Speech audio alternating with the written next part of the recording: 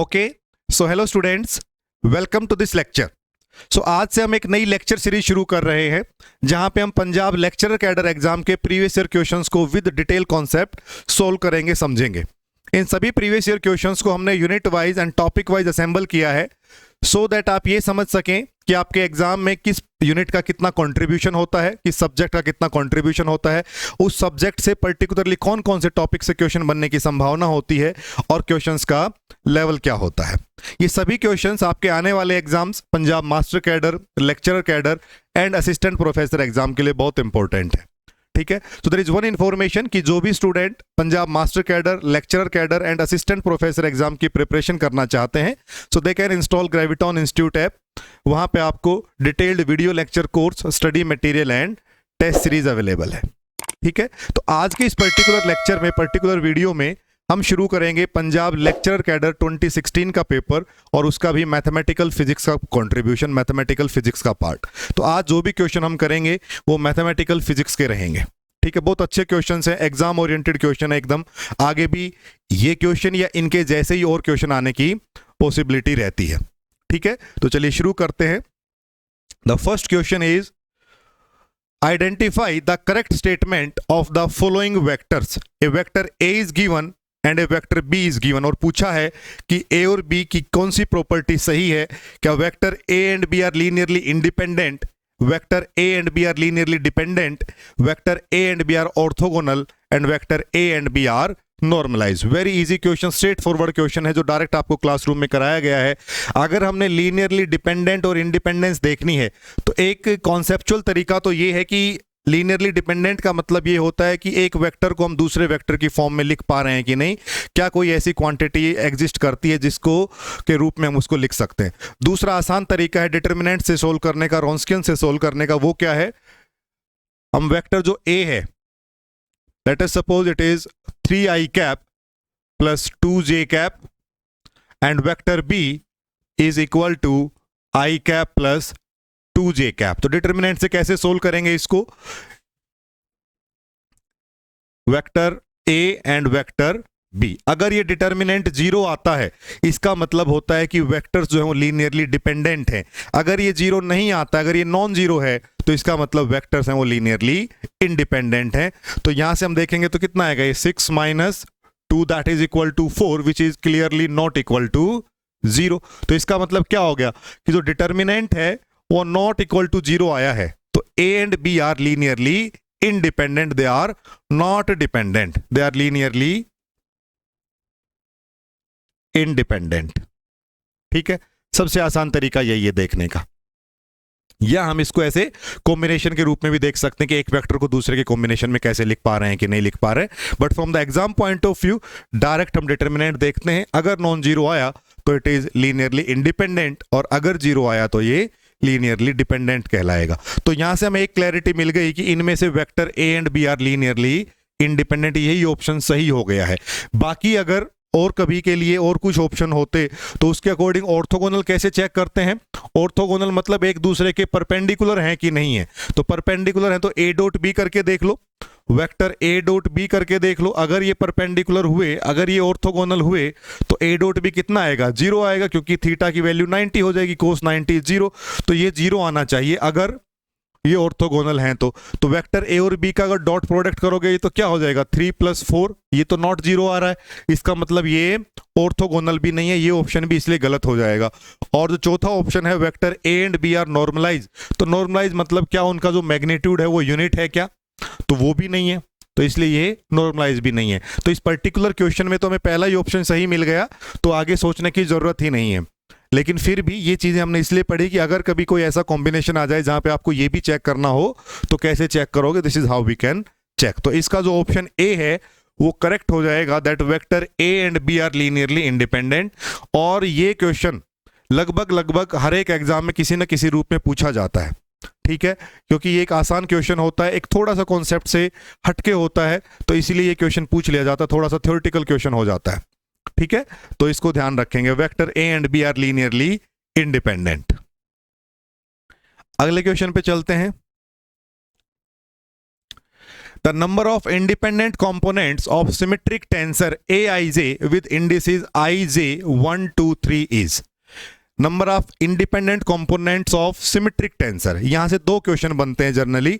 या तो आपको जो इंडिपेंडेंट कंपोनेंट पूछे जाते हैं, इंडिपेंडेंट कंपोनेंट्स, या तो आपसे पूछे गए हैं सिमेट्रिक के या एंटी सिमेट्रिक के, सिमेट्रिक एंड एंटी सिमेट्रिक।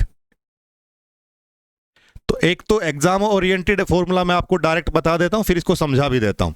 देखो, अगर सिमेट्रिक के लिए पूछा जाए तो हमें पता है जो नंबर ऑफ इंडिपेंडेंट कंपोनेंट्स होते हैं वो होते हैं n into N plus one by two, N into N plus one by two, N dimension अगर हमें दिया हुआ है तो।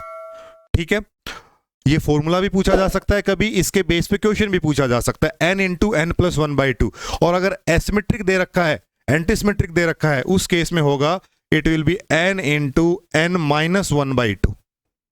ये दो फॉर्मूला आपको ध्यान रखने हैं। अब देखो, जैसे यहां पे हमारे पास आई जे 1 2 3 है, 3 डायमेंशन का केस है, n की वैल्यू यहां पे 3 है, तो 3 इंटू 4 बाई टू 6 आ गया। और अगर ये एसिमेट्रिक होता, एंटीसिमेट्रिक गिवन होता, उस केस में क्या होता, 3 इंटू 2 बाई टू, तो आंसर आता 3। अभी हमसे पूछा है सिमेट्रिक का, तो आंसर होगा 6। इसको थोड़ा और डिटेल में समझते हैं कि ये क्यों आता है ऐसे, है ना। अब ये तो फॉर्मूला हो गया और ये दोनों इंपॉर्टेंट हैं, इसके बेसिस पे आपसे पूछा जा सकता है, तो please be very careful, very very important question it is. ये रिपीटिवली पूछा गया है, कभी सिमेट्रिक, कभी एंटी सिमेट्रिक, कभी सिमेट्रिक, कभी एंटी सिमेट्रिक, और ऐसे पूछते रहते हैं। एक और चीज समझो कि अभी जैसे हमने देखा कि भाई जो aij है,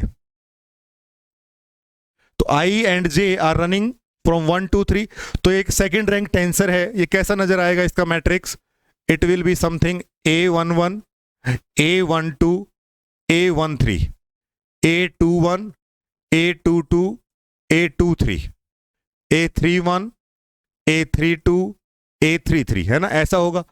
अब चूंकि जो टेंसर है वो सिमेट्रिक दिया हुआ है, सिमेट्रिक टेंसर का मतलब क्या है कि aij is equal to aj, ये सिमेट्रिक है। तो इसका मतलब जो a11 है वो तो a11 ही, a22 रहेगा अपने आप में, और a33 इज a33। एक तो डायगोनल एलिमेंट्स उनका तो ये रिलेशन रहेगा। उसके अलावा जो ऑफ डायगोनल एलिमेंट्स हैं वो क्या होंगे, a12 is equal to a21, a13 is equal to a31 and a23 is equal to a32, ये रिलेशन होगा। तो अब हमसे पूछा कि इंडिपेंडेंट कंपोनेंट्स कितने हैं, तो एक तो हमें पता चला कि ये जो डायगोनल एलिमेंट्स हैं ये एक दूसरे से इंडिपेंडेंट है, एक तो ये एक दूसरे से इंडिपेंडेंट है। तो इन टोटल 9 कंपोनेंट्स में से, जो टेंसर के जो कंपोनेंट्स हैं टोटल 9, उनमें से एक तो ये 3 कंपोनेंट्स हैं, ये हो गए इंडिपेंडेंट, 3 डायगोनल वाले। और बाकी ये जो 6 बचे, ये और ये और ये और ये 6 का रिलेशन ये है। मतलब इन 6 में से अगर मुझे 3 की इंफॉर्मेशन है, अगर मुझे a12 पता है तो a21 ऑटोमेटिकली पता चल गया, अगर मुझे a13 पता है तो a31 ऑटोमेटिक पता चल गया, और a23 पता है तो a32 भी पता चल गया। मतलब इन 6 में से 3 ही इंडिपेंडेंट हैं, 3 तो हमें ऑटोमेटिक पता चल जा रहे हैं because of the property of the symmetric tensor itself. तो इसका मतलब 3 डायगोनल वाले और 3 ऑफ डायगोनल वाले, तो टोटल कितने हो गए, 6 हो गए। तो ये 6 वो यहां से आता है कॉन्सेप्चुअली। ठीक है, बात समझ में आ गई क्या? ठीक है, अगर यही सर एंटीसिमेट्रिक होता तो क्या होता, एंटीसिमेट्रिक टेंसर का जो रिलेशन है वो है aij is equal to minus aji, aij is equal to minus aji। उस केस में अगर मैं मैट्रिक्स लिखता हूं सो a11 a12 a13 a21 a22 a23 a31 a32 a33, बात समझ में आ गई। अभी देखो, अगर a11 equal to minus a11 होना है, a11 equal to minus a11 है ना, डायगोनल एलिमेंट्स को देखो, a11 is equal to minus a11, A22 is equal to minus A22 and A33 is equal to minus A33। तो अब तो हमें ये पता चल गया कि एक ही पॉसिबिलिटी है, दैट इज जीरो, तो यहां पे तो जीरो आएगी। तो ये जो एक इंडिपेंडेंस थी वो तो खत्म हो गई, वो तो हमें पता चल गया कि इसकी प्रॉपर्टी के अकॉर्डिंग यहां पे जीरो ही आना है इन कंपोनेंट्स में। बाकी जो बचे 6, A12 is equal to minus A21, A13 is equal to minus A31, A23 is equal to minus A32। ये 6 कंपोनेंट्स ये बच गए। इनमें से वही 3 है कि अगर मुझे A12 पता है तो मैं कह सकता हूं कि A21 होगा इसका नेगेटिव, अगर मुझे A31 पता है तो मैं कहूंगा कि A13 होगा इसका नेगेटिव। तो इन 6 में से कितने कंपोनेंट्स इंडिपेंडेंट बचे? 3 बचे। 3 तो ऑटोमेटिक हमें पता चल जाएंगे इस रिलेशन के अकॉर्डिंग। तो यहाँ पे कितना बचा? 3 ही बचा, और ये डायगोनल वाले तो खत्म हो गए, इनकी इंडिपेंडेंस तो प्रॉपर्टी नहीं खत्म कर दी। तो कितना बचा यहाँ पे? इसका आंसर बचा 3। तो ये तो बातें हुई समझने की। अब एग्जाम में जब आता है तो आपको करना है ये सिमेट्रिक का ये फॉर्मूला, एंटी सिमेट्रिक का ये formula, put the value of n according to the question. यहाँ पे हमें 3 दिया हुआ है, तो this will be 3 into 4/2 and 3 into 2/2। यहाँ पे 3 आ गया है आंसर, और यहाँ पे 6 आ गया है। बात समझ में आ गई क्या? क्लियर है? So the correct answer for this question is 6. Very very important question for your upcoming exams. अगला देखो, question is from the complex integral, that is the value of integer ez sin z by z square dz where the contour c in the unit circle mod z minus 2 equal to 1 is. बहुत अच्छा question है। ez sin z divide by Z square D Z. तो आपका जो F Z है वो क्या है? E Z sine Z divide by Z square. तो हम क्या करते हैं, और जो कंटूर गिवन है वो क्या है? Z minus z not equal to r. तो मतलब ये कुछ ऐसा है, ये अगर 0 है, ये 1 है, ये 2 है, ये 3 है, तो Z minus z not, centre यहां पे है 2 पे है और रेडियस 1 है, तो कुछ ऐसा है। ठीक है, 2 3 1 0। ठीक है, अब हमें देखना है कि क्या सबसे पहला क्या टारगेट होता है इसमें, कि पोल्स ढूंढो, और पोल्स क्या आपके गिवन रीजन में हैं या नहीं है। अगर तो नहीं है तो कोची रेजिड्यू थ्योरम आपको क्या कहेगी कि इंटीग्रल है वो 0 होगा। अदरवाइज जो पोल्स इनसाइड है उनका रेजिड्यू कैलकुलेट कर लो और 2 पाई आयोटा से मल्टीप्लाई कर दो। तो यहां पे हमने देखा कि z equal to 0 is a pole, ये हमें पता है कि z equal to 0 is a pole. तो z इक्वल टू 0 अगर है तो वो तो यहां पे है, z equal to 0 is a pole lying outside the contour. तो इसका मतलब तो integration will be 0, integration will be 0। तो आपका डायरेक्ट आंसर आ जाएगा 0 according to the Cauchy residue theorem. ठीक है, अब अगला सवाल ये हो सकता है कि सर ये तो ठीक है कि ये जो पॉइंट था ये कंटूर, ये इससे बाहर था, जो हमारा कॉन्टूर है उससे बाहर है, क्या होगा, कैसे सोल्व करेंगे इसको और इफेक्टिवली। अगर ये कॉन्टूर इसके अंदर होता, अगर मैं इस सर्कल को ही कह देता let us suppose mod z equal to 1, mod z equal to 1 अगर होता तो फिर तो ये इसके अंदर ही आ जाता। तो ऐसे क्वेश्चंस का मैंने बताया हुआ है कि जब थोड़ा ये साइन जेड कोस जेड दिखे तो एक बार एक स्टेप में जाके हमें ये समझ लेना चाहिए कि पोल का ऑर्डर क्या है। ऐसे ब्लाइंडली गैस नहीं करना चाहिए कि पोल ऑफ ऑर्डर 2 है कि 3 है। उससे सेफ साइड क्या होती है कि उसको हम वो 1/z के कोफिशिएंट के रूप में समझ लें। तो वो क्या होगा, देखो क्वेश्चन क्या है, E Z sine z by Z square. अब हमें पता है कि z इक्वल टू 0 पे जो पोल आएगा वो तो इनसाइड द कॉन्टूर है, इनसाइड द कॉन्टूर है, तो हमें क्या चाहिए, रेजिड्यू चाहिए। अब रेजिड्यू निकालने के अलग अलग तरीके हैं, तो इस केस में हम कैसे निकाल सकते हैं, मुझे पता है ई जेड क्या होता है, ई जेड इंटू साइन जेड ही लिख लेता हूं पहले, है ना। तो ई जेड क्या है, 1 plus z square by 2 factorial plus z cube by 3 factorial. बस इससे आगे की जरूरत तो नहीं पड़ेगी। Into sine z, sine z क्या है, z minus z cube by 3 factorial plus z5 by 5 factorial and so on. और सारे के नीचे है जेड स्क्वेयर, सारे के नीचे है जेड स्क्वेयर। और रेजिड्यू क्या है, हमें 1/z का कोफिशिएंट चाहिए बस, बाकी तो हमें कोई लेना देना है नहीं। तो देखो जब z 1/z कब आएगा, जब ऊपर सिर्फ जेड रहेगा, है ना, मुझे किसका कोफिशिएंट चाहिए, 1/z का, तो 1/z वाली टर्म तब बचेगी जब ऊपर z होगा और नीचे z स्क्वायर होगा। तो ऊपर सिर्फ z वाली टर्म देख लो कौन सी है, ये z जब इधर मल्टीप्लाई करेगा तो एक तो ये z हो गया, फिर ये z जब इसके साथ आएगा तो z square, z cube, z4, z cube जब इसके साथ आएगा तो z क्यूब, इसके साथ आएगा तो z4, इसके साथ आएगा तो z5, इसके साथ आएगा तो z6, और इंक्रीज होता रहेगा। तो उससे तो जब z स्क्वायर से डिवाइड करेंगे तो 1/z तो बचेगा नहीं, तो only term will survive because of this z and this 1, that is z by z square, it is equal to 1/z।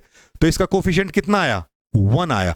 तो अब जो पोल है वो इनसाइड द कॉन्टूर है, उसका रेजिड्यू 1 है, तो हमें पता है fz dz क्या होता है, fz dz is equal to 2 pi iota into residue,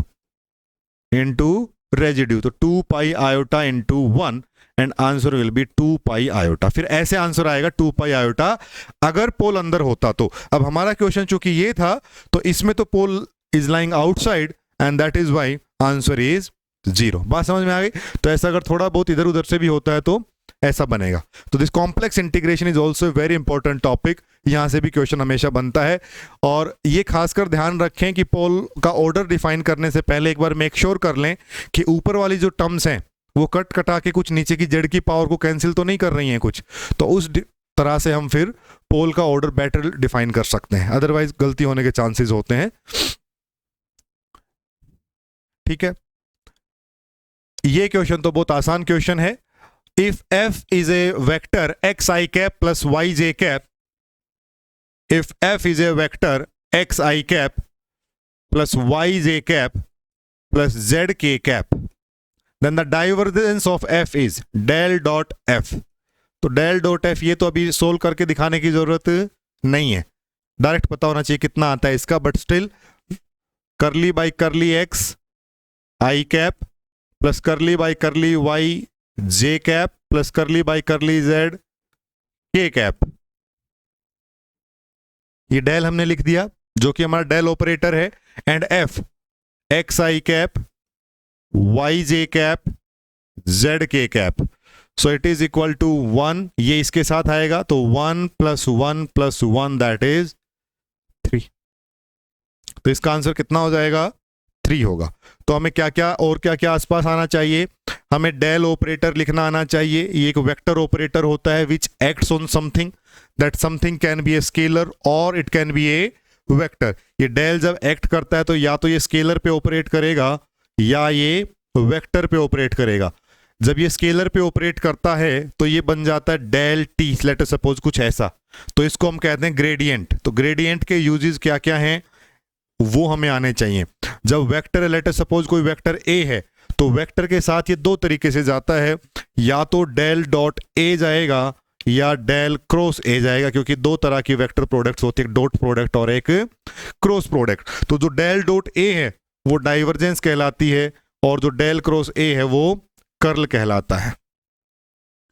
del dot A से जब डाइवर्जेंस होती है उससे स्केलर बाहर आता है ना, तो 3 बाहर आया। डेल क्रॉस ए इस वेक्टर प्रोडक्ट में हमेशा एक वेक्टर बाहर आएगा, तो ये क्वांटिटी जब एक नई क्वांटिटी बनेगी तो वो अपने आप में एक वेक्टर होगा।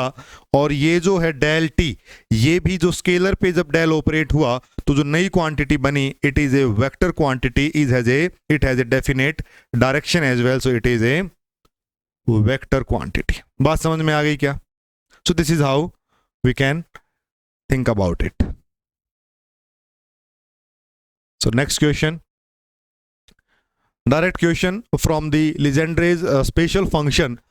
If -1 to 1 pnx dx is equal to 2, then n is। तो देखो इसको थोड़ा सा ट्रिक के वे में हमें समझना पड़ेगा कि हम सोच रहे हैं कि क्या हो कि -1 से 1 जाएं, pnx की क्या वैल्यू हो कि सोल होके 2 आ जाए। तो एक कॉन्सेप्ट, एक दिमाग में बात आती है, अगर pnx की वैल्यू 1 ही हो, अगर pnx की वैल्यू 1 ही हो तो dx का इंटीग्रेशन हो जाएगा x और लिमिट लगेगी तो 1 - -1 वो 2 हो जाएगा। तो pnx की क्या क्या वैल्यूज होती हैं देखो, p0x is 1, p1x is x, p2x is 1 by 2 3x square minus 1 something like that, p3x x cube में चलता है। ऐसे होती है वैल्यू लीजेंडेड स्पेशल फंक्शन की।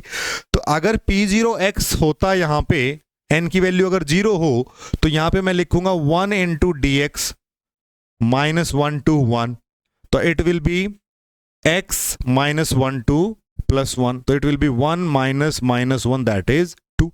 तो जो pnx है ये होगा यहाँ पे अगर p0x तो सोल्व करके 2 आएगा, तो n की वैल्यू कितनी होगी? 0 होगी, n की वैल्यू 0 होगी। Option B is the correct option. ठीक है, यही आपको बताया था जब पढ़ाया था तो कि जो स्पेशल फंक्शंस होते हैं इनके हमने एक तो जो रोड्रिग्स फॉर्मूला है वो, जनरेटिंग फंक्शन कैसा दिखता है, क्या फॉर्मूला होता है, वो बिल्कुल बेसिक एलिमेंट्री क्वेश्चन यहां से पूछे जाएंगे। कोई रिकरेंस रिलेशन का या कोई बहुत डिफिकल्ट कैलकुलेशन यहां से नहीं पूछी जाती है ऐसे एग्जाम्स में। ठीक है, बस एक दो स्टेप में आपको इन्फॉर्मेशन होनी चाहिए, सभी के जनरेटिंग फंक्शंस याद होने चाहिए, उनका फॉर्मेट याद होना चाहिए। कई बार तो इस तरह के क्वेश्चन क्या क्या बनते हैं यहां से देखो, एक तो क्वेश्चन होता है कि आपको बता देते हैं कि इक्वेशन दे दी है, कोई एक इक्वेशन आपके लिए लिख दी है और पूछा है कि ये इक्वेशन कौन सी इक्वेशन ही पहचानो, इक्वेशन लीजेंड्रे है कि बेसल है कि हर्माइट है कि कौन सी है, ये पूछ लेते हैं। तो आपको इक्वेशन का फॉर्मेट ध्यान होना चाहिए, पहली चीज है ना बेसिक। दूसरा, जो जनरेटिंग फंक्शन है, जो जनरेटिंग फंक्शन है उसका क्वेश्चन ऐसे बन सकता है कि ये जनरेटिंग फंक्शन किसका है, या हर्माइट का जनरेटिंग फंक्शन कौन सा होगा, लीजेंड्रे का कौन सा होगा, लग्यूरी का कौन सा होगा, ऐसे करके जनरेटिंग फंक्शन पूछ लेते हैं। और तीसरा, जैसे अभी हमसे पूछा कि p0x, p1x, h1x, h2x, ऐसे करके जो बेसिक वाले हैं, शुरू के 2-3 जो पोलिनोमियल्स हैं उनके बारे में इंफॉर्मेशन जो है वो पूछी जा सकती है। बात समझ में आ गई? तो यहां से बेसिक क्वेश्चन ऐसे ही बनते हैं। ऑर्थोगोनल रिलेशन क्या है उनका, एक वो बनता है। ठीक है, so this is all about this question. तो इसका आंसर था 0 was the correct answer for this p0x। The next is from the numerical analysis.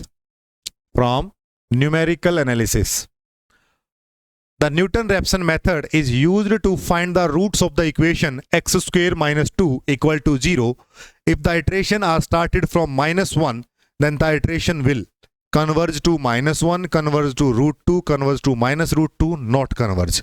ये हमारे पास ऑप्शन है। तो न्यूटन रैप्सन मेथड में हमें पता है कि अगर हमें नेक्स्ट रूट कैलकुलेट करना है xn + 1, तो ये होगा xn minus f of xn divide by f dash xn, ये होता है। ये फॉर्मूला हमें ध्यान रखना है। जो इनिशियल गैस है दैट इज x0, उसकी वैल्यू गिवन है -1। f ऑफ x जो है वो है x स्क्वेयर माइनस 2, तो जो f डैश x होगा वो होगा 2x। f डैश x कितना होगा?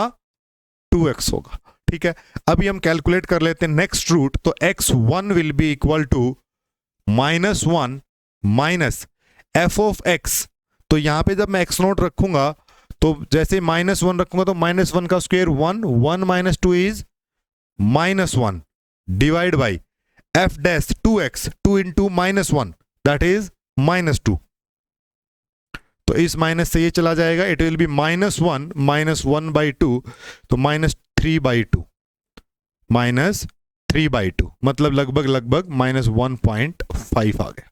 तो एक बात तो समझ में आई कि एक तो ये वाला चला गया है, आउट ऑफ द लिंक चला गया, ये तो ऑप्शन नहीं होगा। लेकिन -1.5 किसके नजदीक है? It is nearly -1.414, it is -1 and this is does not converge. तो कन्वर्ज तो हो रहा है ना, वो तो ऑप्शन ही नहीं है। सो नाउ अभी क्लैरिटी नहीं मिली है, तो एक नेक्स्ट रूट पे जाएंगे दैट इज x2। x2 क्या होगा? x2 में यहां पे x2 is equal to, x2 का फॉर्मूला क्या बन जाएगा? x2 is equal to x1 minus f of x1 divide by f dash x1, ये हो जाएगा भैया, है ना। तो x1 इज इक्वल टू -1.5 से माइनस f ऑफ x1, तो x1 यहां पे लगाओ तो -1.5 का square is 2.25, so 2.25 minus 2 divide by 2 into -1.5 that is minus of 3. So it is nothing but minus 1.5 minus, ये कितना हो जाएगा 0.25 डिवाइड बाई 3, और ये नेगेटिव और ये नेगेटिव हो जाएगा positive. So it is minus 4.5 plus 0.25 divided by 3. It is minus 4.25 divided by 3. Solve करके देखो कितना आएगा, minus 1.4.1, एंड यू कैन सी यहां पे आके आपको दूसरे स्टेप पे आपके आंसर मिल गया है. So it will converge to minus 1.41, that is minus root 2. Correct answer is option C. Correct answer is option C. ठीक है, तो ये न्यूमेरिकल एनालिसिस से, मैथमेटिकल मेथड से ये क्वेश्चन है. So you can see a wide range of questions are there. कोई भी टॉपिक ऐसा नहीं है कि जहां से क्वेश्चन नहीं बन रहा है. कॉम्प्लेक्स से बना है, वेक्टर से बना है, मैट्रिसेस से भी देखने को मिलेगा, न्यूमेरिकल एनालिसिस से भी है. So there is a wide range of questions from the subject, but the main thing is कि कोई भी क्वेश्चन ऐसा आउट ऑफ द बॉक्स नहीं है, कोई ऑर्थोडॉक्स क्वेश्चन नहीं है कि जो नहीं बना हो, नहीं पढ़ा हो हमने. ठीक है, तो सभी क्वेश्चंस अपने अपने टॉपिक से एलिमेंट्री क्वेश्चंस हैं.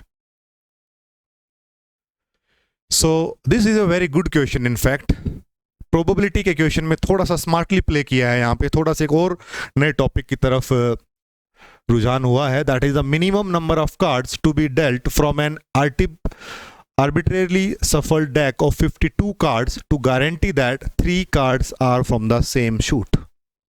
कि 52 जो कार्ड्स हैं उसमें से एक गारंटी मिले कि मिनिमम नंबर ऑफ कितने कार्ड्स हम कैलकुलेट करें कि ये गारंटी रहे कि out of those 3 cards are from the same suit. तो देखो हमारे पास जो 52 कार्ड्स हैं, टोटल 52 कार्ड्स जो हैं, उनमें से हमारे पास 4 कलर्स होते हैं सिंपली, है ना.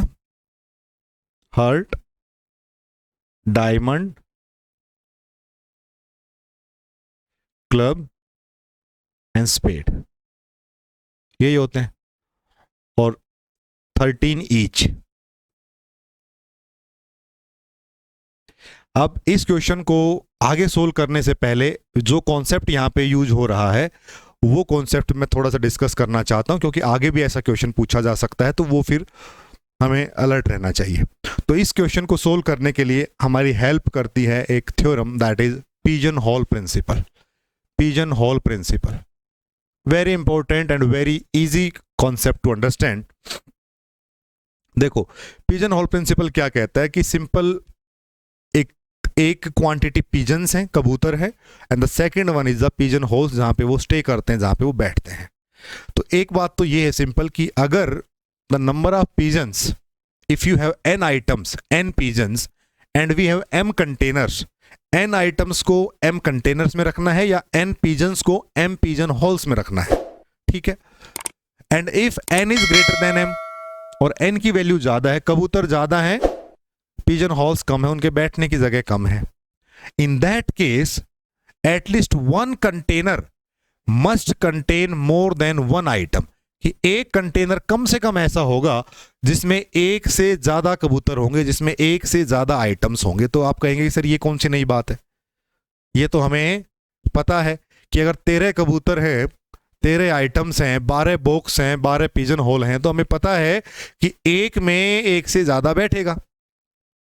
लेकिन the beauty of this pigeon hole principle comes कि जब हम इसको और आगे समझते हैं और थोड़ा डिटेल में समझते हैं, जब चीजें जनरलाइज होने लगती हैं, उन कॉन्सेप्ट्स को हम कैसे हैंडल करते हैं. ठीक है, तो ये बात समझ में आ गई. स्टैंडर्ड डेफिनेशन क्या है कि अगर n आइटम्स हैं, n पिजन्स हैं, उनको हमने m कंटेनर्स या m पिजन हॉल्स में असेंबल करना है, and if n is greater than m, then there is a probability that at least 1 container will have more than 1 item. Now see, in particular question हमें guarantee चाहिए कि जो 3 card हैं वो same shoot के हों, मतलब 4 कलर है, 4 पिजन होल हैं, है ना. Heart, diamond, club and spade, ये 4 क्या हो गए, ये प्लेसेस हो गए, और उनमें से हमें गारंटी करनी है that there are 3 cards are from the same suit, they are from the same container. ठीक है, अब इसको सोल्व करने का हम उल्टे तरीके से चलते हैं कि क्या होगा कि सबसे बुरा केस क्या होगा कि जब हम सेलेक्ट कर रहे हैं कार्ड्स, उनमें 3 कार्ड्स नहीं आने चाहिए सेम कलर के, सेम शूट के 3 कार्ड्स नहीं आने चाहिए। उसको उल्टा वे में समझते हैं। तो हम कहते हैं कि भाई अगर मैं 2 कार्ड यहां से ले लूं, 2 कार्ड यहां से लूं, 2 कार्ड यहां से लूं और 2 कार्ड यहां से लूं, इनसे 2 कार्ड यहां से लूं, 2 कार्ड यहां से लूं, 2 कार्ड यहां से लूं और 2 कार्ड यहां से लूं, तो ये जो 8 कार्ड हमने लिए हैं, यहां तक तो ये गारंटी है कि कोई भी कलर से, किसी भी शूट से 3 कार्ड्स नहीं है इनमें से। लेकिन जैसे ही मैं 9वां पत्ता लूंगा, तो वो जैसे ही हमने नेक्स्ट एक निकाला, वो यहां से आएगा या यहां से आएगा या यहां से आएगा या यहां से आएगा। तो जैसे एक नेक्स्ट हमने लिया 9th, तो हमारे पास अब ये हो गया कि किसी एक शूट के 3 हो गए हैं। तो मैं मिनिमम 9 कार्ड चाहिए, मिनिमम। और अगर आप उसको दूसरे वे में समझोगे तो उससे क्या होगा कि आपका केस एक पॉइंट पे तो सही हो जाएगा, लेकिन वो फेल करने के चांसेस होंगे। ये एक स्टैंडर्ड रिजल्ट हो गया कि भाई बुरे से बुरा केस ये हो सकता है कि 2-2 पत्ते सबसे निकाले और पता चला कि इनमें कोई नहीं है। अब जैसे एक और निकालेंगे तो ये श्योर हो जाएगा, ये गारंटी हो जाएगी कि नाउ इनमें से एक कलर के 3 पत्ते हैं। बात समझ में आ गई? तो एक कार्ड यहां पे ऐड होते ही हमारे पास 2 + 2 + 2 8 + 1 दैट इज 9 कार्ड्स। तो आंसर इसका हो जाएगा 9 कार्ड्स। अब इसको समझते हैं, ठीक है? ये हमने रखा। एक बार इस पिजन हॉल प्रिंसिपल को समझते हैं, और थोड़ा छोटा करते हैं। Let us suppose we have 10 black socks and 12 blue socks, ठीक है? और उनको मिक्स कर दिया है in a drawer. How many socks must you pick to guarantee a matching pair?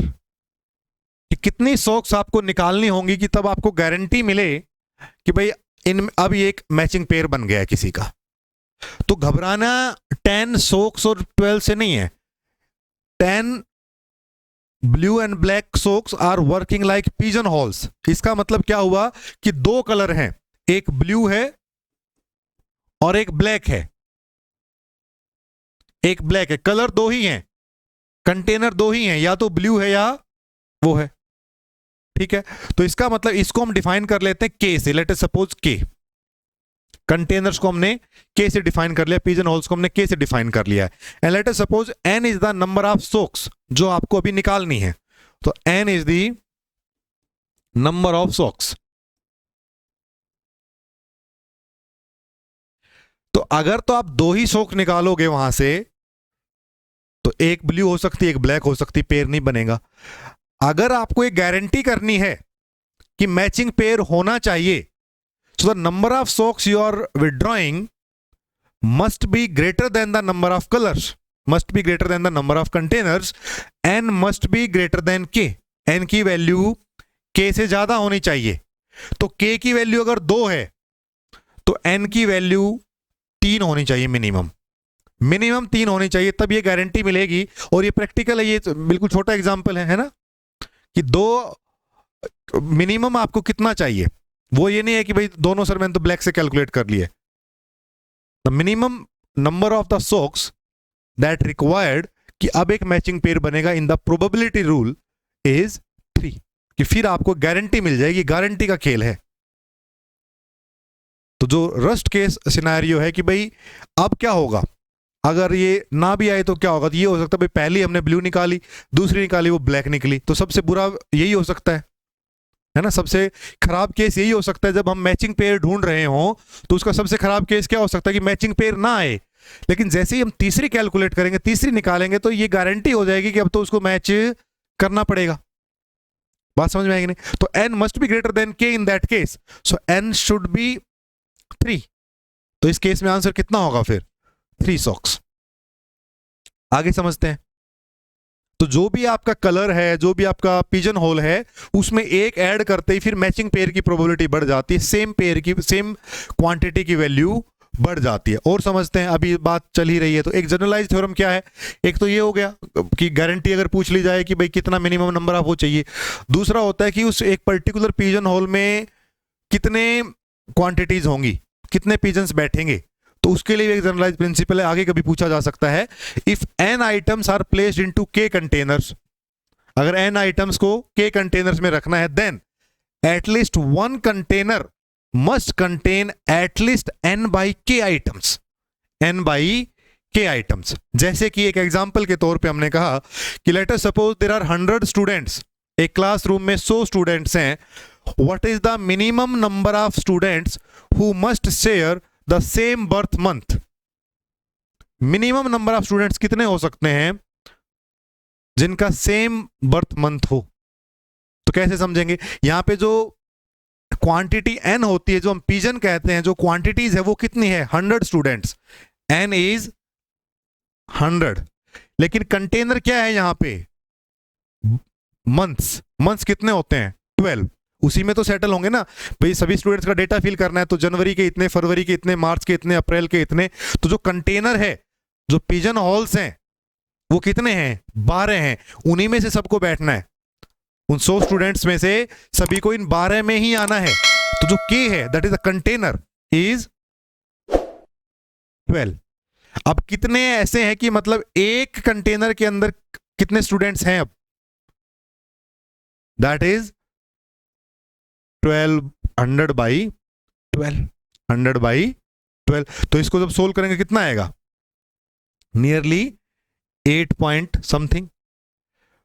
तो जब भी हम ऐसे कैलकुलेट करते हैं तो उसमें हमें ये ध्यान रखना है, ये भी प्रिंसिपल ही है, that the correct answer will be always this result plus 1, plus 1। ये एक सीलिंग रूल और फ्लोरिंग रूल होता है, तो I am not going into much detail there, but अगर हम ऐसा कैलकुलेट करते हैं तो अगर 8.3 आ रहा है तो हम कहेंगे कि एक में 9 होंगे और बाकी में ऐसे ऐसे होंगे फिर, ठीक है।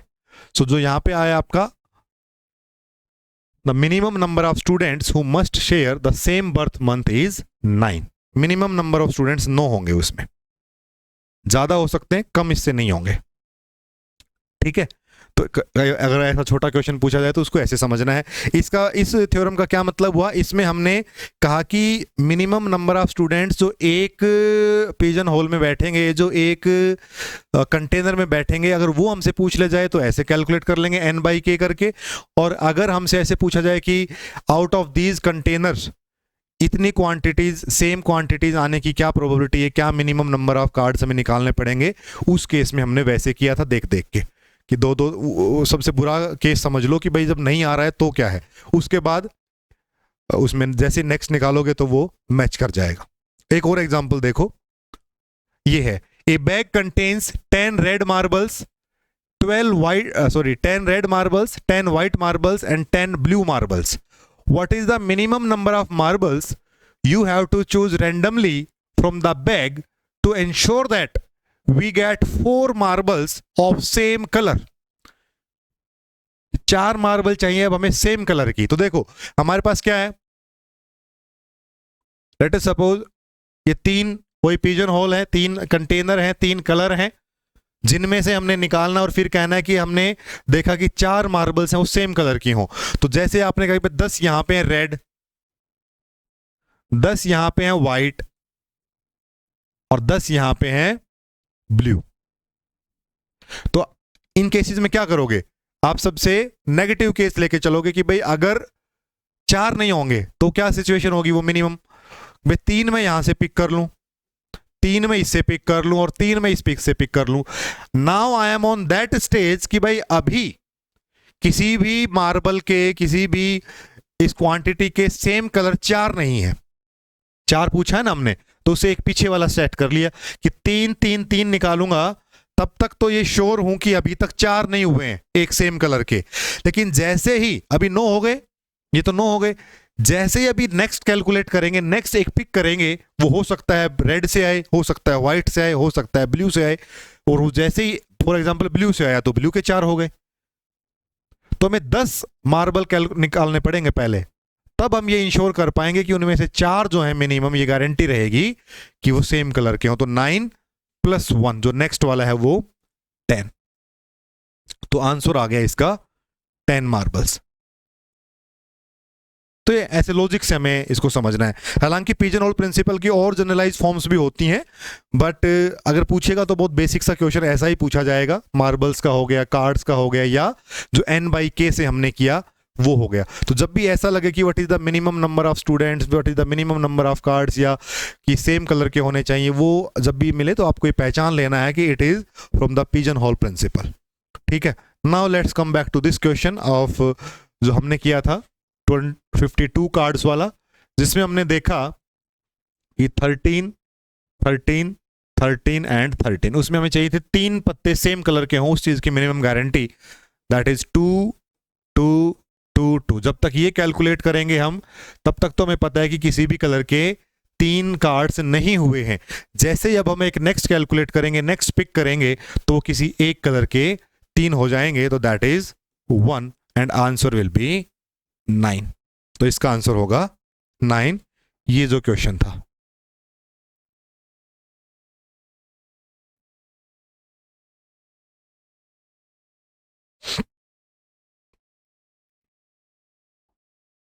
इसका तो guarantee that 3 cards are from the same suit, तो 9 होगा minimum number of cards to be deal. बात समझ में आ गई? तो ये क्वेश्चन तो देखो बिल्कुल छोटा ही है, बट लॉजिक थोड़ा सा था जो कि जनरली नहीं किया हुआ होता है, इसीलिए इसको मैंने कुछ पर्टिकुलर एग्जाम्स के साथ और डिटेल में डिस्कस किया है। ठीक है,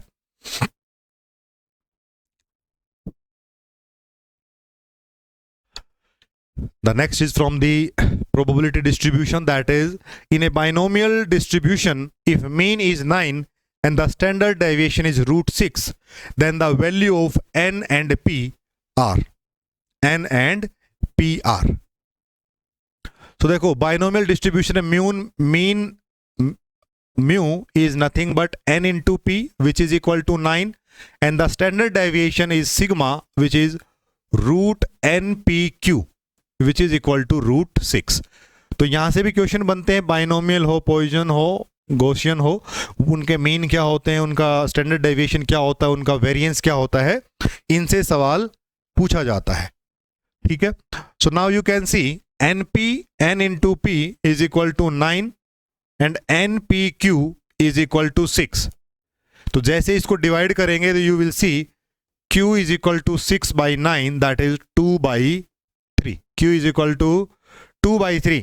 सो p plus q total probability is 1। तो अगर q की वैल्यू पता चल गई तो p is nothing but 1 minus 2/3, that is 1/3। तो p की वैल्यू हो गई 1/3। तो जैसे आपने p की वैल्यू 1/3 देखी इस क्वेश्चन में, तो आपको पता चल गया कि आंसर ये होने वाला है। बट व्हाट इफ अगर वो नहीं देते, यहाँ पे किसी और में भी 1/3 दे देते, तो आपको म्यू भी कैलकुलेट करना आना चाहिए। सो म्यू कैसे कैलकुलेट होगा? नाउ यू नो कि आप p आपको पता है n is equal to 9/p and p is nothing but 1/3, तो 9 into 3 दैट इज 27। तो n की वैल्यू 27 है, तो मीन कितना हो जाएगा? 27 into दिस, सॉरी कैलकुलेट क्या करना था, n मीन नहीं n, तो n की वैल्यू आ गई 27। सो 27 into 1/3 मीन ही कैलकुलेट करना था। ठीक है ना, सॉरी n ही कैलकुलेट करना था, तो वो हमने यहां से n यहां से कर लिया है और p यहां से कर लिया है। मीन तो गिवन है ना 9। ठीक है, तो 27 और 1/3 ये दो आंसर आ गए आपके। कोई इक्वेशन को भी सेटिस्फाई कर रहे हैं इन दोनों को। तो एक चीज जो थोड़ा मिसकंसेप्शन रहता है कि भाई बिल्कुल ही टिक मार्क क्वेश्चन आते हैं कि पेन ही नहीं उठाना है, बस आता है तो आता है, नहीं तो नहीं आता। वो वाली चीज नहीं है इस पेपर में। आप देखोगे आपको थोड़ा थोड़ा टाइम पुट करना पड़ रहा है, लगभग 40 सेकंड, 50 सेकंड, 1 मिनट का टाइम जो है, अगर आपको फॉर्मूला ध्यान है तो आपको पुट करना पड़ रहा है इन क्वेश्चंस में टू गेट द रिजल्ट। ठीक है ना, तो ये ध्यान रखना है। तो इसका आंसर हो गया ये सभी के mean, standard deviation, probability density functions जो लिखवाए हुए हैं क्लास में, वो ध्यान रखो, शॉर्ट नोट्स बना के उन्हीं से क्वेश्चन बन जाता है डायरेक्ट। अब देखो कोई ज्यादा आगे का क्वेश्चन तो है नहीं, अगर ये हमें पता होने चाहिए, इससे से डायरेक्ट आपको पता लग गया। So this is again from the complex numbers और the complex functions with z equal to x plus iota y, which of the following function f(x,y) is not an analytic function of z? Analytic function z का कौन सा नहीं है? तो अगर तो एक तरीका तो हम CR कंडीशन से वेरीफाई करते हैं। इस क्वेश्चन को कैसे हैंडल करेंगे? एक तरीका ये भी होता है कि जो भी फंक्शन है अगर वो सिर्फ z पे डिपेंड कर रहा है इट इज एनालिटिक, अगर वो z के बजाय z बार उसमें आ रहा है इट इज नॉट एनालिटिक। तो हमेशा क्या होना चाहिए? एनालिटिक फंक्शन की कंडीशन क्या होती? Curly f by curly z bar is equal to 0। मतलब function should contain z which is equal to x plus iota y, तो वो एनालिटिक है। अगर वो z बार कंटेन कर रहा है, z bar is nothing but x minus iota y, अगर ये वाली टर्म फंक्शन में दिख रही है इट इज नॉट एनालिटिक। तो देखो अगर ये इंफॉर्मेशन हमारे पास नहीं है तो जिस बच्चे ने सिर्फ CR कंडीशंस पढ़ी हैं और CR कंडीशन का आइडिया, वो क्या सोचेगा कि भाई इनको मैं u और v बनाऊं और फिर करली u बाई करली x करली v बाई करली y और वो कंडीशन सेटिस्फाई कराऊं, इसमें तो बहुत टाइम लग जाएगा। वो वाली चीज नहीं है। यहां पे एक पैटर्न आपको दिख रहा है कि x plus iota y, x plus iota y, ये x प्लस आयोटा वाई का स्क्वायर है, यहां भी x आयोटा वाई, तो इसको कुछ z और z बार के फॉर्म में लिखते हैं और फिर ये कंडीशन जो है एनालिटिक होने की हमें चेक करनी है। ऑप्शन ए देखो, जो ऑप्शन ए है इसको मैं क्या लिख सकता हूं? x प्लस आयोटा वाई को z, so z minus 8 is equal to 3 into 4 plus, और ये ध्यान रखना ये x प्लस आयोटा वाई का स्क्वायर है, ये x प्लस आयोटा वाई का स्क्वायर है, X square minus Y square plus 2 iota X Y, तो it is 4 plus x plus iota Y और इसका पावर 7। तो देखो यहां z आ गया और ये भी क्या है? z है, z स्क्वायर। तो पहले में तो दोनों में z है, z बार नहीं है, ये तो एनालिटिक है। दूसरा देखो ऑप्शन बी, ऑप्शन बी में चलो ये तो z ही है, z raise power 7 into 1 minus अगर कॉमन ले लूं तो x प्लस आयोटा वाई बच जाएगा यहां पे, तो ये भी क्या है? z है, तो इसमें भी z है और z है, z बार नहीं है, तो ये भी एनालिटिक है। तीसरे पे चलो, ऑप्शन सी पे चलो जरा। ऑप्शन सी में हमने देखा ये क्या है? x प्लस आयोटा वाई का square, x plus iota Y का स्क्वायर माइनस 3, तो ये भी क्या है? z है, सो z माइनस 3 की पावर 5, तो ये भी एनालिटिक है। ऑप्शन 4 पे आ जाओ। ऑप्शन 4 में देखो 1 minus x plus iota y, तो इसको सीधा z नहीं लिखोगे क्योंकि x इज नेगेटिव है, तो इसको मैं कैसे लिखूंगा? 1 माइनस कॉमन ले लूं x minus iota y, minus common जाएगा तो x माइनस आयोटा वाई और सारे का 3 into 2 plus x plus iota y, ये तो z ही है, ठीक है। तो ये क्या है? z बार आ गया इसमें, देखो तो जिसमें z बार आ गया है इसका मतलब वो एनालिटिक नहीं है, तो option D is the correct answer for this. Option D, ये एनालिटिक नहीं है, ठीक है। तो ये भी देखो एक अच्छा क्वेश्चन है, टाइम टेकिंग क्वेश्चन है और very good question it is, फिर भी पूछा जा सकता है ऐसा। तो z के फॉर्म में देखना हो एनालिटिक नॉट एनालिटिक तो ऐसे देख सकते हैं। आगे बढ़े। This question is from the random variable probability distribution functions. Let u be a random variable uniformly distributed in interval 0, 1 and v, which is a new variable, is equal to minus c ln of u, where c is a real constant. If v is to be exponentially distributed in the interval 0 to infinity with unit standard deviation, v का जो standard deviation है वो 1 है, then the value of c should be, c की value क्या होगी? थोड़ा सा टफ क्वेश्चन की कैटेगरी में इसको मैं कहूंगा। So this u is a uniformly distributed, uniform distribution variable, तो इसका जो प्रोबेबिलिटी डेंसिटी फंक्शन हो जाएगा, probability density function, it is probability density function,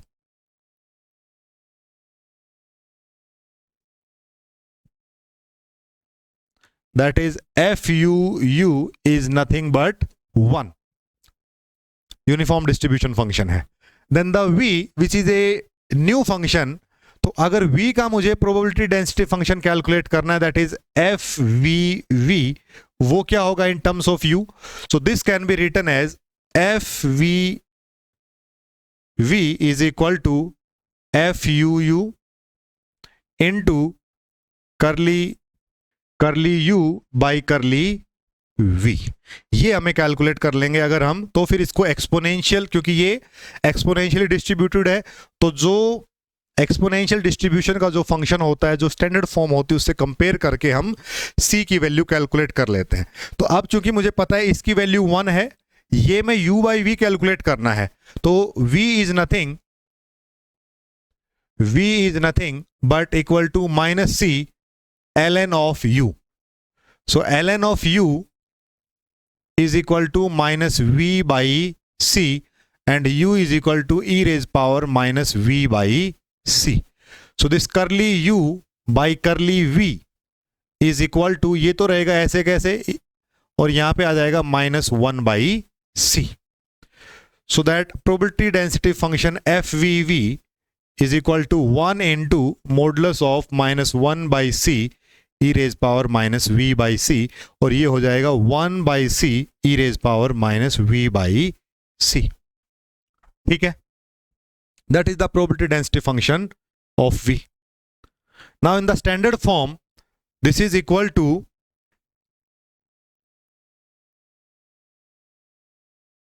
standard form of exponentially distributed function is lambda e raised power minus lambda x, ये होती है। तो यहां से मुझे समझ में आया कि the value of lambda is 1 by c. The value of lambda is 1 by c. Lambda की वैल्यू ये आ गई है। अब हमें कहा गया है कि the standard deviation is 1। Standard deviation is 1 और standard deviation of exponentially distributed function is 1 by lambda. So it is equal to 1 over 1 by c which is equal to 1। Standard deviation की वैल्यू कितनी है? 1। तो c की value कितनी आ जाएगी? 1। तो c की वैल्यू हो जाएगी 1। तो इसका जो आंसर आएगा वो होगा this one, that is c equal to 1। c equal to 1। ठीक है,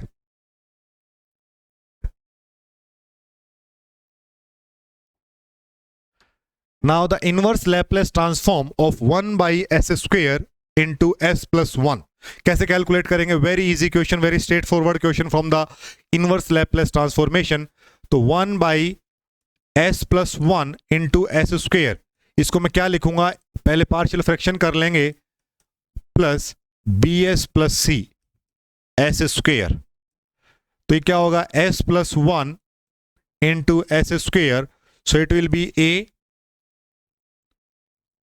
into s plus 1, sorry a into s square,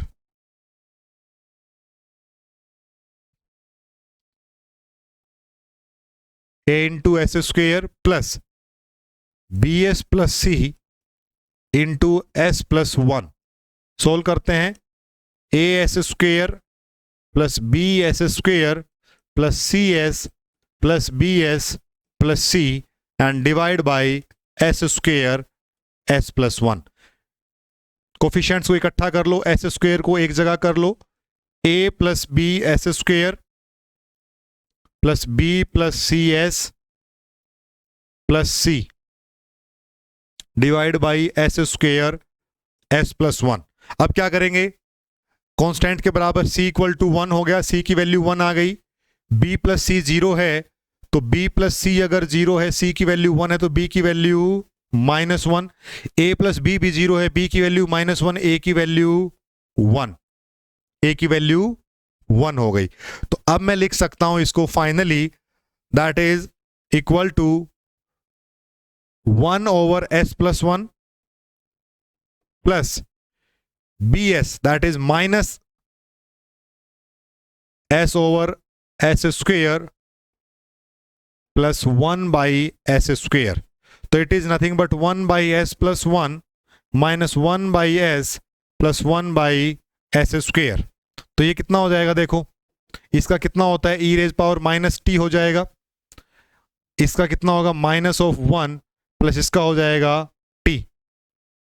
तो आंसर आएगा T minus 1 plus e raise power minus T. t minus 1 plus e raised power minus t. Option C will be the correct one.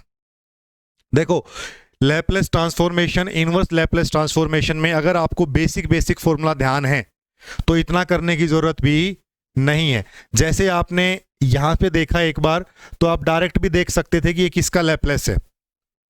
ठीक है, तो ये ध्यान रखना है कि लैपलेस में जो बेसिक जो आपको 5-7 फॉर्मूला लिखवाए हुए हैं कि किसका लैपलेस ट्रांसफॉर्म ये है और इसका इनवर्स ये है. एक्सपोनेंशियल का, साइन हाइपरबोलिक, कोस हाइपरबोलिक, और एक दो जो रिलेवेंट फॉर्मूलाज हैं वो.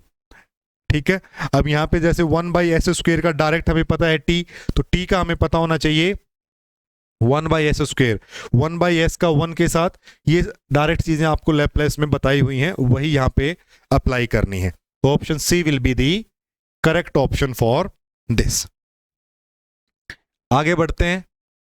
If fx is a symmetric function of x, that is fx equal to f of minus x, then in general the Fourier series of the function fx will be of the form.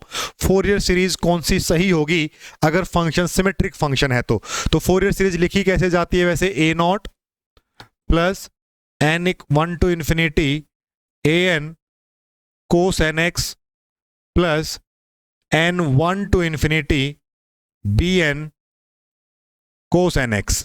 ठीक है, और a note a1 और bn जो coefficients होते हैं, अगर period में कहूँ -π to π है या -l to l है, तो क्या होगा, a naught is equal to 1/2 π -π to π fx dx,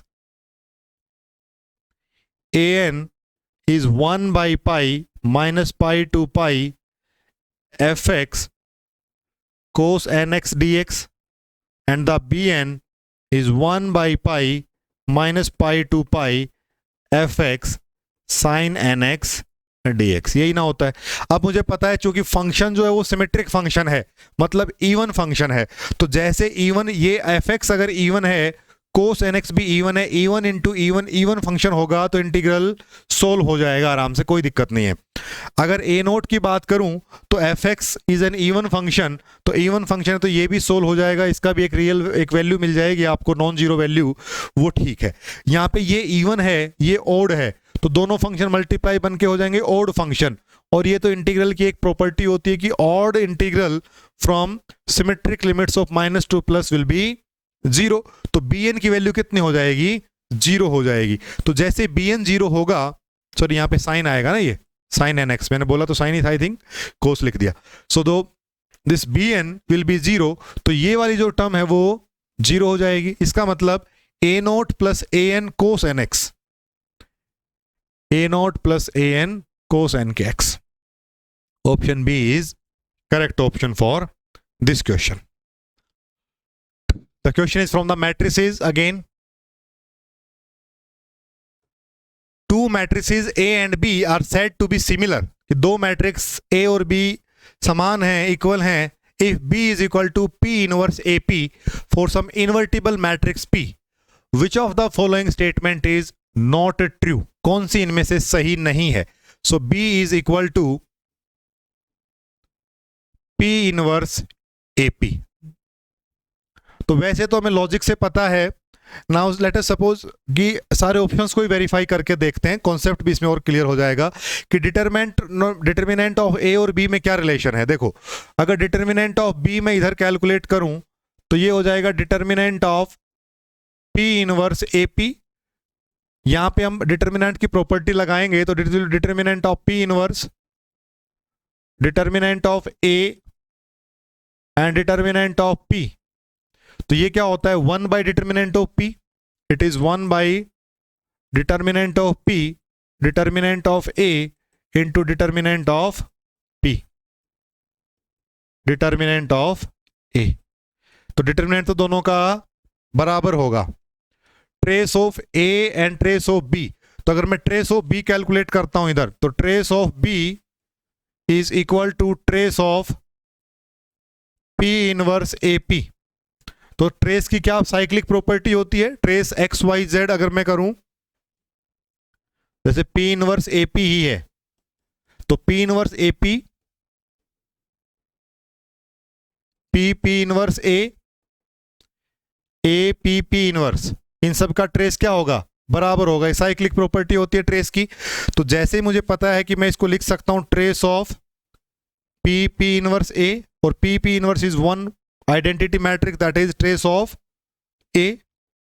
तो ट्रेस ऑफ ए और ट्रेस ऑफ बी भी दोनों बराबर हैं, ये भी सही है।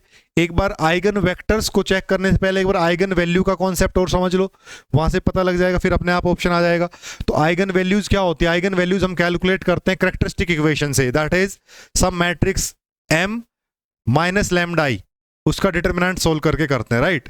तो यहां पे अगर मैं करूं कि अगर determinant of b minus lambda i ये है, तो इसको मैं क्या लिखूंगा, determinant of P inverse AP minus lambda I। तो इसको मैं ऐसे लिख सकता हूं क्या, P inverse AP minus P inverse lambda I into P, P inverse lambda I into P।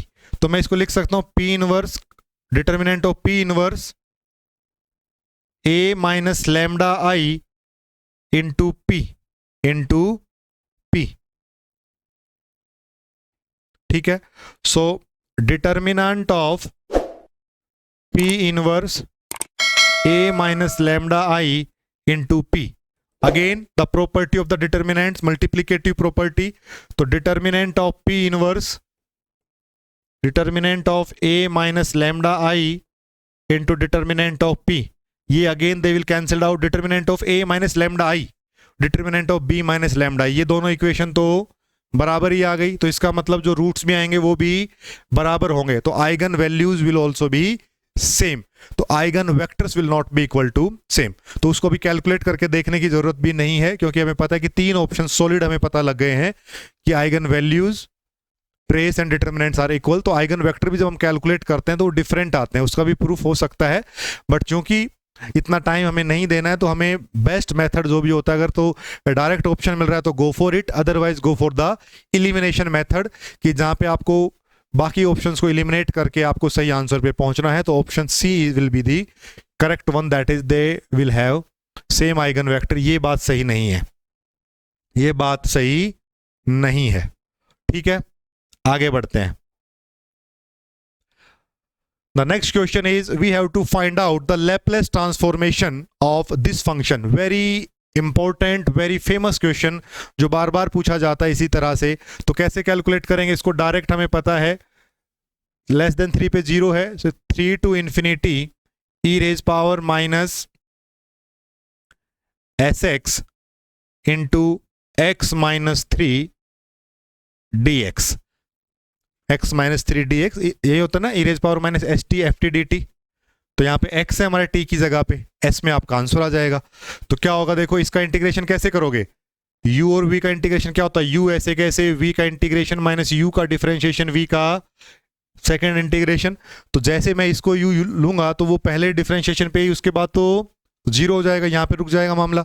अगर फॉर्मूला लिखना है तो लिख लो, u double v triple, u triple v4, ये ऊपर वाले डिफरेंशिएशन है, नीचे वाले इंटीग्रेशन है।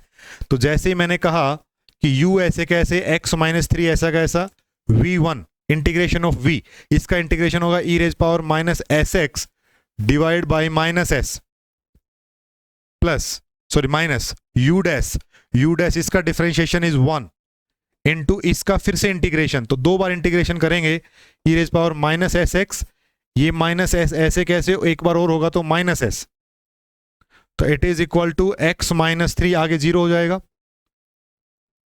E raise power minus s x divide by minus s plus, ये प्लस होगा तो ये माइनस होगा,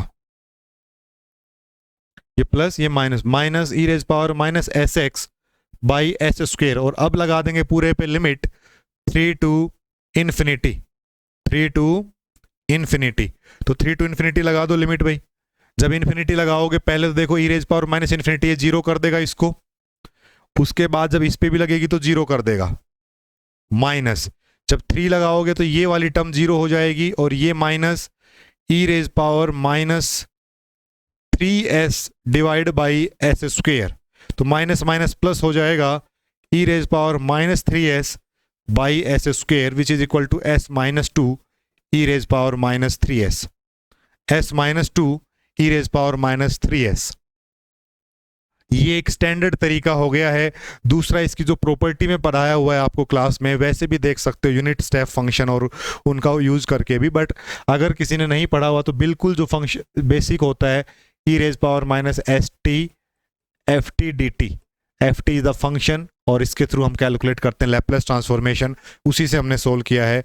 answer is s minus two e raise power minus of 3s। ठीक है, so option B is the correct option. ये Laplace से, एक लैप्लेस से, एक इनवर्स लैप्लेस से, एक फोरियर से, देखो सारे टॉपिक्स कवर हैं। ठीक है ना।